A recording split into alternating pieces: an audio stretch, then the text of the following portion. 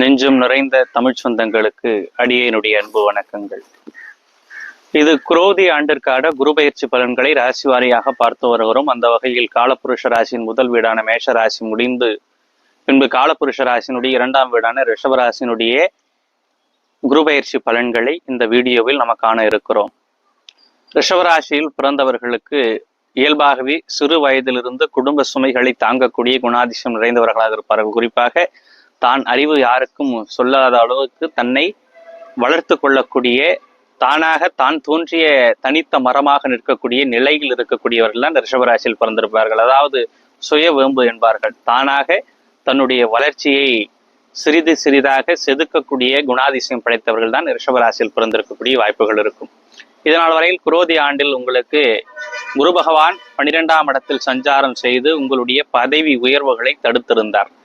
வீண் விரயமான செலவுகளை அவ்வப்பொழுது தந்து கொண்டே இருந்தார். குறிப்பாக மருத்துவம் சார்ந்த செலவுகள் அடிக்கடி நமக்கு ஏன் இதே சூழ்நிலையில் இருக்கிறது, எப்பொழுது ஒரு மாற்றம் வரும், தொழில் மீதியான ஒரு முதலீடுகள் வீண் விரயங்களாக இதனால் வரையில் உங்களுக்கு சென்றிருக்கும். குறிப்பாக யாரை நம்பணும், யாரை நம்பக்கூடாது, சகோதரத்துவமா பழகின மனுஷால் கூட துரோகம் பண்றாங்களேன்னு ஒவ்வொரு பொழுதும் யாரை நம்புவது என்று கூட தெரியாத விருத்த ஒரு நிலையைத்தான் இதனால் வரையில் ரிஷபராசி அனுபவித்திருக்கக்கூடிய நிலையாக இருந்திருக்கும்.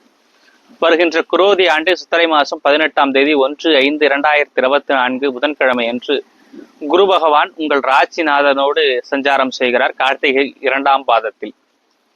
அத்தகைய நிலையில் உங்களது உடல் ரீதியான பிணிகள் விலகும். அதே சமயம் விரயஸ்தானத்திலிருந்து ஜென்மத்தோடு குரு பகவான் வருகின்ற செய்கையால் இதனால் வரையில் இருந்த அசுப விரயங்கள் விலகி சுபமான விரயங்களாக ஒரு தெளிவு சார்ந்த முதலீடு, வெற்றியை தரக்கூடிய முதலீடாக பண வரவுகள் நிறைந்த ஒரு வாழ்வியலை உங்களுக்கு தரப்போகிறார் என்பதில் எந்த விதமான மாற்று கருத்துகளும் இல்லை.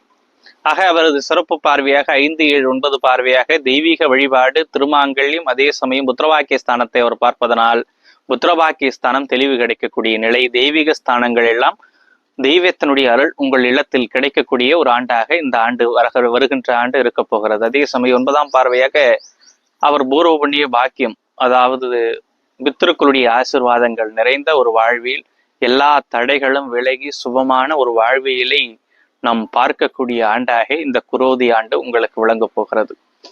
இருப்பினும் சகோதர ஸ்தானத்தை சார்ந்த மனிதர்களிடமும் அதே சமயம் நட்பு வட்டாரத்தில் இருக்கக்கூடிய மனிதர்களிடமும் நெருங்கி பழகுவதை கொஞ்சம் தவிர்ப்பது நல்லது. ஏனென்றால் சஞ்சாரமானது உங்கள் ஜென்மத்தோடு வருவதாக குரோதி ஆண்டு பஞ்சாகம் நமக்கு குறிப்பிடப்படுகிறது. அத்தகைய குறிப்பிடலின் அடிப்படையில் சந்திரன் ஜென்மத்தோடு இருந்தால் தவறு செய்யாமல் தண்டனை அனுபவிக்க வேண்டிய ஒரு நேரங்களாக இருக்கும். ஆக யார் இவர், யாரிடம் பழகுவது என்று கொஞ்சம் தெளிவு கூர்ந்து நீங்கள் பழகினால் உங்களுடைய வாழ்வியலில் வெற்றி கிடைக்கும் என்பதில் எந்த விதமான மாற்று கருத்து இல்லை. குறிப்பாக மொத்தத்தில் உங்களது ரிஷபராசிக்கு இந்த குரு பயிற்சியானது மிகுந்த வெற்றிகளை தரக்கூடிய ஒரு குரு பயிற்சியாகவும் அதே சமயம் சிறிது கவனம் தேவைப்படக்கூடிய குரு பயிற்சியாகவும் இருப்பதில் என்பது எந்த விதமான மாற்று கருத்துக்களும் இல்லை. இந்த வீடியோ பிடித்திருந்தால் லைக் பண்ணுங்க, ஷேர் பண்ணுங்க, கமெண்ட் பண்ணுங்க, சப்ஸ்கிரைப் பண்ணுங்க. நன்றி.